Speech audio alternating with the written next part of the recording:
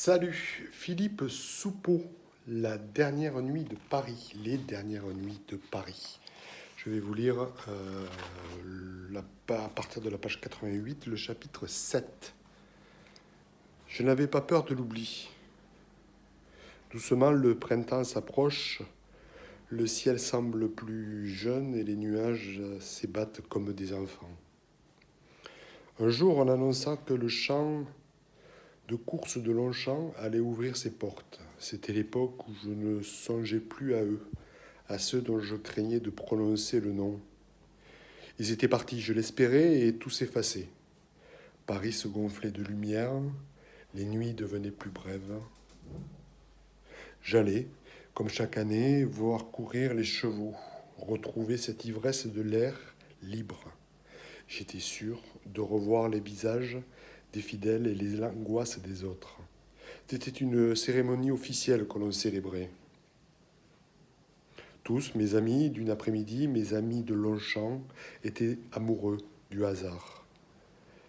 Ils l'attendaient avec impatience et comptaient sur lui. Chacun souriait. Je tournais lentement autour des tribunes et retrouvais sur le champ de course, autour des corbeilles de fleurs, des souvenirs et des hommes. Tout étonné de constater que les uns et les autres étaient encore vivants. La foule, celle qu'on nomme ainsi, était bien la même, terrible et gaie, sensible et cruelle. Un morceau de Paris.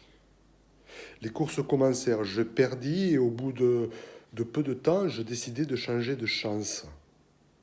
En allant sur la pelouse, risquer de gagner. Il y avait surtout des vieillards près des guichets. Et je m'émerveillais de leur pérennité de l'espérance. Tous les marchands étaient à leur poste et par plaisir, j'allais les regarder débiter leurs marchandises. Quelle ne fut pas ma surprise d'apercevoir vendant des tuyaux Octave. Il hurlait, je ne sais quelle formule destinée à attirer les chalands, et son hurlement était si monotone qu'en l'entendant, l'on pensait plutôt à une mélopée qu'à un appel. Les yeux fixés au ciel, il était le marchand de hasard.